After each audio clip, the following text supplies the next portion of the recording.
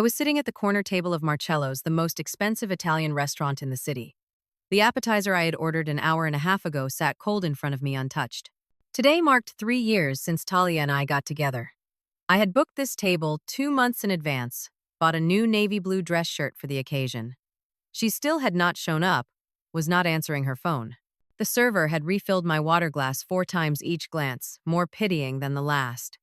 I still believed she would come, that there would be a valid reason. I had no idea the next 2 hours would change everything. Before I continue with what happened, let me know in the comments where you are watching from. If you have ever trusted someone so blindly that you ignored every red flag, drop a comment below. Hit that like button and subscribe, because what happened when Talia finally walked through those doors nobody could have predicted. And trust me, you will want to hear how this ends. Everything started 3 months before that night. I met Talia at an art gallery opening in downtown Portland 3 years before that awful anniversary. She worked at a small gallery on Morrison Street, and I was a software engineer at a tech startup. The first year was everything you could hope for in a relationship. We spent weekends having picnics at Laurelhurst Park, taking road trips to the coast, staying up late talking about everything and nothing. She made me laugh in a way nobody else ever had. I thought I had found my person. The second year, things started to shift. Little things at first. Talia began showing up late to our dates, sometimes forgetting them entirely. When I brought it up, she would apologize profusely, blaming work stress or traffic or her phone dying. I wanted to be understanding. Her job at the gallery was demanding, the owner was difficult, the hours were unpredictable. I told myself that being patient and supportive was what a good partner did. I convinced myself that every relationship had rough patches, that this was normal. 6 months before our anniversary, Talia got into a minor car accident. Nothing serious, but her old Honda was totaled. She needed a new car to get to work, but her credit score was not good enough to get approved for a loan on her own. I remember the conversation we had in my apartment. She sat on my couch looking stressed and vulnerable, explaining the situation. Without much hesitation, I offered to co-sign for her. It was $25,000 for a used Nissan Altima. She promised she would make the monthly payments, that I would not have to worry about anything. She made 3 payments. After that, excuses started piling up. The gallery cut her hours. Her roommate needed help with rent. Her student loans went up. Each month, another reason why she could not pay. I did not want to be the person who nagged about money, who made her feel worse when she was already struggling. So I quietly took over the payments. $542 every month for 18 months. I cut back on everything. Canceled my gym membership, started cooking at home instead of eating out, stopped buying new clothes, skipped the annual ski trip with my college friends. 2 weeks before our anniversary, I made the final payment. My bank account was nearly empty, but I felt relieved. It was done. And I thought maybe now we could move forward, focus on us again. I decided to plan something special for our anniversary, something that would remind us both why we fell in love in the first place. I booked Marcello's 2 months in advance. Talia had mentioned it once months earlier, saying she had always wanted to try their risotto. The reservation was hard to get, but I called the moment they opened bookings. I bought a new shirt, got a haircut, even splurged on a bottle of cologne. That morning, I texted her at 9 a.m. Cannot wait for tonight. 7 p.m. sharp. Her response came 20 minutes later. Yeah, see you there. It was brief, but I did not overthink it. She was probably busy at work. I arrived at Marcello's at 6:45. The host led me to our table, a corner spot with a view of the city lights. She lit the candle in the center, handed me 2 menus, and smiled warmly. I ordered a bottle of Chianti, the red wine Talia liked. The first glass sat in front of me waiting. 7 o'clock came. No Talia. I texted, on your way, no response. I figured she was driving. Could not check her phone. By 7:15, I called. It went straight to voicemail. I left a message, keeping my tone light and understanding. Just checking in, no rush, see you soon. The server came by asking if I wanted to order. I smiled and asked for a few more minutes. Around me, other couples were laughing, sharing appetizers, clinking glasses. I tried not to notice how they looked at each other. Tried not to compare. 7:30. I called again. Voicemail again. I texted Talia's 2 closest friends asking if they had heard from her. One responded, "No, have not heard from her today." The other did not even read the message. I checked local news on my phone, searching for accidents or road closures. Nothing. My mind started creating scenarios. Maybe her phone died. Maybe she got stuck at work. Maybe there was traffic. But a small voice in the back of my head whispered something I did not want to hear. Maybe she just did not care enough to show up. By 8 o'clock, I had to face reality. The server returned for the third time. I could see the pity in her eyes. I apologized and ordered the bruschetta appetizer just to justify keeping the table. When it arrived, I stared at it without appetite. The tomatoes and basil looked perfect, the bread toasted golden brown, but I could not bring myself to eat. I called Talia 5 more times between 8 and 8:30. Every single call went to voicemail. My texts showed as delivered, but not read. The worry I felt earlier was transforming into something else.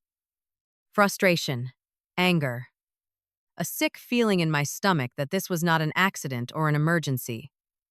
This was a choice. I started remembering all the other times she had been late. The movie we missed because she showed up 40 minutes after it started. The dinner with my parents where she arrived an hour late, and my mother spent the whole meal making passive-aggressive comments. Each time I made excuses for her. Told myself and everyone else that she was busy, that she lost track of time, that it was not a big deal. But this was our anniversary. 3 years. And she could not even bother to show up on time. Or at all. By 8:30, I was painfully aware of the looks I was getting from other tables. A couple at the neighboring table whispered to each other, glancing my way. The woman caught my eye and quickly looked away, embarrassed. The server refilled my water for the 4th time, her sympathy almost unbearable. I felt like the biggest fool in the entire restaurant. Every person there could see I had been stood up. I thought about leaving, paying for the appetizer I had not touched, and walking out with whatever dignity I had left. But something stubborn in me refused. I had made a reservation. I had waited this long. And some small, pathetic part of me still hoped she would walk through that door with a reasonable explanation. Then I made the mistake of checking Instagram. Talia had posted a story 20 minutes earlier. A photo of a colorful cocktail, some tropical-looking drink with an umbrella and fruit. The location tag read, "The Tipsy Crow, a bar on the other side of town." My heart stopped. I stared at the screen, unable to process what I was seeing. She was at a bar. While I sat here like an idiot waiting for her at the restaurant, I could barely afford she was out drinking with people who were not me. I took a screenshot. My hands were shaking. I typed out a message, "I see you are at a bar. I've been waiting for 2 hours at Marcello's." I hit send. The message showed as delivered. Not read, just delivered. Sitting there in that expensive restaurant, everything from the past 3 months started clicking into place like pieces of a puzzle I had been too blind to see. Talia had been spending less and less time with me.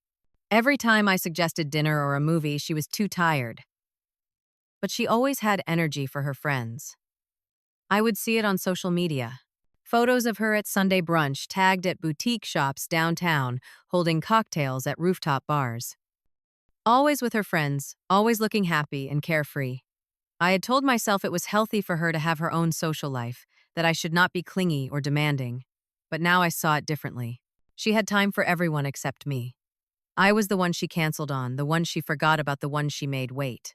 I remembered the conversation we had last week about our anniversary. I brought it up with genuine excitement. I booked Marcello's for Friday night. "You are going to love it." She barely looked up from her phone. Okay, sure. That was it. No questions about what time, no suggestions about what to wear, no shared excitement. Just, okay, sure. Like I had told her we needed to pick up groceries. Looking back now, all the signs had been there for months. Years, maybe. But I had been too scared to acknowledge them. Too scared of being alone, too scared of admitting I had wasted 3 years on someone who did not value me the way I valued her. I had chosen blindness over truth because truth was too painful. But sitting there at that table with cold bruschetta in front of me and pitying looks from strangers around me, I could not lie to myself anymore. At 9:10, the door to the restaurant opened. Talia walked in. But she was not alone. 4 people followed her. 3 women and 1 man, all of them laughing loudly, clearly already drunk. Talia wore a short red dress I had never seen, before her makeup heavier than usual. This was not an outfit for an anniversary dinner with your boyfriend. This was an outfit for a night out with friends. I stood up, automatically raising my hand to get her attention. My heart was pounding. Part of me was relieved she was okay, that nothing terrible had happened. Part of me was preparing to accept whatever apology she would offer, whatever explanation would make this okay. But when Talia saw me, she stopped walking. A smile spread across her face. Not an apologetic smile. Not a relieved or guilty smile. Something else entirely. Something that made my blood run cold. She turned to her group of friends, and in a voice loud enough for half the restaurant to hear, she said, "See? Told you he would still be here like a pathetic puppy." The entire group burst into laughter. One of the women said, "Oh my God, you were right." The man slapped Talia on the shoulder. "That is dedication or desperation." They laughed even harder. I stood there frozen, unable to believe what I was hearing. The tables around us went quiet. People turned to look. The server who had been so kind to me all evening stood a few feet away, her mouth open in shock. Talia walked toward me, her friends trailing behind, still giggling. "Sorry I am late, babe," she said, her tone mocking with zero genuine remorse. "We were pre-gaming at Tyler's bar. You know how it is." Tyler. Her coworker she had mentioned a few times. Pre-gaming. While I sat here for over 2 hours, she was pre-gaming with Tyler. "And you actually waited," she continued, her voice full of fake surprise. "I bet Madison $20 you would leave after an hour." One of the women, Madison, apparently shook her head with a grin. "Guess I owe you." Everything in my mind exploded at once. 3 years together. 3 years of supporting her, believing in her, sacrificing for her. I had just finished paying off $25,000 for her car. $25,000 that emptied my savings, that made me skip meals and cancel plans and work extra hours. And she had made a bet with her friends about whether I would wait for her. She deliberately showed up late to test me, to make a joke out of my loyalty. I looked around the restaurant. Everyone was staring. The couple at the next table looked at me with such profound pity that I wanted to disappear. The server's eyes were wide with disbelief. I had never felt more humiliated in my entire life. But underneath the embarrassment, something else was rising. Something cold and clear and absolutely certain. Rage. Not the hot, explosive kind. The cold, calculating kind that sees everything with perfect clarity. Talia sat down at the table as if nothing was wrong. Her friends pulled up chairs from a nearby empty table, making themselves comfortable. They grabbed menus like they were settling in for a fun evening. "You ordered already?" Talia asked, looking at the untouched bruschetta. "God, you could have waited for me. That looks gross now." She was blaming me. After everything, she was actually blaming me for ordering food while waiting for her for over 2 hours. The audacity of it would have been impressive if it were not so infuriating. Part of me wanted to scream at her, to throw the water in her face, to make a scene that would match the humiliation I felt. But another part of me, the part that was now ice cold and perfectly calm, had a better idea. I sat back down slowly, deliberately. I looked directly into Talia's eyes and smiled. Not a happy smile, a smile that said I finally understood everything. "You are right," I said, my voice completely steady. "I did wait. 2 hours and 15 minutes to be exact." I raised my hand and signaled the server. When she came over looking nervous and sympathetic, I said I would like a glass of Macallan 18, please. It was $40 for a single shot, the most expensive whiskey on the menu. Talia's eyebrows shot up. "That is expensive," she said. "Do not worry about it," I replied calmly. I pulled out my phone and placed it face down on the table. Then I picked it up again and started tapping deliberately, making sure my actions were visible but not obvious. Talia tried to see what I was doing. "What are you doing?" she asked, a hint of concern creeping into her voice. "Just handling something," I said without looking up. I was blocking her number on every single platform: phone, Instagram, Facebook, WhatsApp, Snapchat. Every way she had to contact me. Each block was a small, satisfying click. Each one felt like removing a weight I had been carrying for too long. The whiskey arrived. I took a slow sip, letting the smooth burn settle in my chest. So how was Tyler's bar? I asked conversationally. Talia looked surprised that I knew the name, but she recovered quickly. It was fun. You should come sometime, she said with false brightness. I do not think so, I replied. I stood up and pulled out my wallet. I placed $200 in cash on the table, more than enough to cover the wine, the appetizer, and a generous tip for the server who had witnessed my humiliation with such kindness. Dinner is on me. Order whatever you want, I said. Talia looked confused. Where are you going? She asked. I have some things to take care of, I replied. I started walking toward the exit. She grabbed my sleeve. Wait, what? Her voice had an edge of panic now, like she was finally realizing something was wrong. I gently removed her hand from my arm. Enjoy your evening, Talia, with your friends. I looked into her eyes one last time. And by the way, your things will be at the county dump off Highway 97. Green garbage bags. Cannot miss them. Her mouth fell open. What? She gasped. You have until tomorrow morning before they compact. Better hurry. I walked out of Marcello's without looking back. Behind me, I could hear Talia calling my name, her voice rising in confusion and anger. I did not stop. I did not turn around. I pushed through the door and into the cool night air, and for the first time in 3 years, I felt like I could breathe. The truth was, I had prepared for this moment. After seeing her Instagram story at 8:30 while sitting there alone and humiliated, I had made a phone call. My older brother answered on the second ring. I need your truck, I said. He did not ask questions. Give me 20 minutes, he replied. That is what family does. I had left the restaurant at 8:45, driven to our apartment, and systematically packed every single thing Talia had left there over 3 years. Clothes, shoes, makeup, toiletries, books, decorations.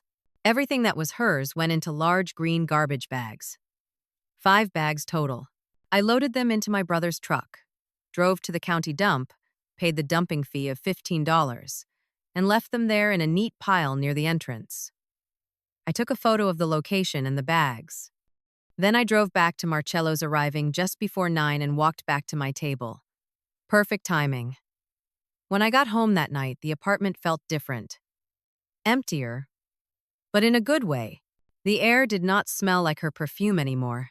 The bathroom counter was not cluttered with her makeup and hair products. The closet had space. It was strange how much lighter everything felt. My phone started ringing almost immediately. Unknown numbers. Talia must have realized I blocked her and was using her friends' phones. I did not answer. The calls kept coming, one after another. Voicemails piled up. I did not listen to a single one. I just kept deleting them. First they were apologetic, then angry, then pleading. I knew because the preview text showed snippets. Please let me explain. You are being unreasonable. I am sorry, can we talk? Delete, delete, delete. Her friends started texting me from their numbers. That was harsh, man. She is really upset. You could have just talked to her. I blocked every single one of them. If they thought humiliating me in public was acceptable, if they thought I should just talk it out with someone who made a bet about my loyalty, then they were not people I needed in my life. The feeling of relief was almost overwhelming. It was like I had been carrying a heavy backpack for 3 years and finally got to take it off. My shoulders felt lighter, my chest felt less tight. I could think clearly for the first time in months, maybe years. The next few weeks were not easy. There were moments of doubt, moments where I questioned if I had been too harsh, too cruel. Should I have given her a chance to explain? Should I have handled it differently? But then, I would remember her words. Pathetic puppy. The way she laughed with her friends at my expense. The bet. The deliberate cruelty of showing up 2 hours late just to prove a point. And I knew I had done the right thing. Nobody deserves to be treated that way. It does not matter how much you love someone or how much you have sacrificed for them. Self-respect has to come first. If you lose that, you lose everything that matters. I had spent 3 years putting her needs above my own, making excuses for her behavior, convincing myself that being patient and understanding was the same as being loved. But love is not supposed to make you feel small. It is not supposed to make you the butt of someone's joke. 3 months later, I ran into a mutual acquaintance at a coffee shop. She mentioned that Talia was dating Tyler, now the coworker from the bar. They had apparently been seeing each other for a while, maybe even before our anniversary. I did not feel jealous or hurt hearing this. I felt grateful. Grateful that I got out when I did. Grateful that I did not waste any more time. They deserved each other, and I deserved better. I started going to therapy to understand why I had stayed in that relationship for so long, why I had ignored so many red flags. My therapist helped me see patterns I had developed. The need to be needed, the fear of being alone, the belief that love meant enduring mistreatment. We worked on setting boundaries, recognizing warning signs earlier, understanding my own worth. I did not rush into another relationship. I spent time with friends I had neglected. I took up hobbies I had abandoned. I started going to the gym again, joined a recreational soccer league, took a weekend trip to Seattle just because I could. My finances recovered without the burden of someone else's car payment. I started saving money, actually building toward a future instead of just surviving paycheck to paycheck. 6 months after that night at Marcello's, I went on a first date with someone new. Her name was Emma, and she was a teacher. When I suggested dinner at 7, she showed up at 6:55. When the server came to take our order, she smiled at him and said thank you.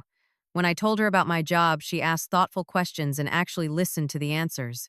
At the end of the night, she thanked me for dinner and suggested we do it again. It was simple, easy, drama-free. And it reminded me what normal actually looked like. I am not saying everything is perfect now. Healing takes time. Trust takes time to rebuild. Even trust in yourself and your judgment. But I am better. Stronger. I know my worth now, in a way I did not before. I know what I will accept and what I will not.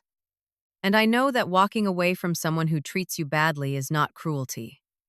It is self-preservation. It is strength.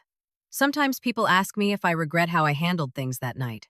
If I regret the 3 years I spent with Talia, if I consider them wasted, I tell them no. Those 3 years taught me the most valuable lesson of my life. They taught me that love is not sacrifice without respect. It is not accepting poor treatment because you are afraid of being alone. Real love is mutual.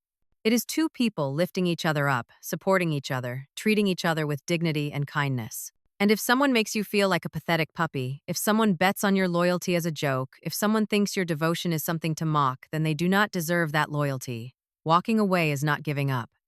It is choosing yourself. And that is the bravest thing you can do. So let me ask you something. Have you ever stayed in a relationship or friendship longer than you should have because you were afraid of starting over? Have you ever ignored red flags because you wanted to believe things would get better? Drop your thoughts in the 5 comments below. Hit that like button if this story resonated with you. Subscribe for more real-life stories about finding strength in difficult moments. And share this with someone who might need to hear it today. Thank you for listening to my story. I hope it reminds you that you deserve respect, kindness, and real love. Not games. Not cruelty disguised as jokes. The real thing. And sometimes the strongest thing you can do is walk away from anything less. Take care of yourself out there. You are worth more than you know.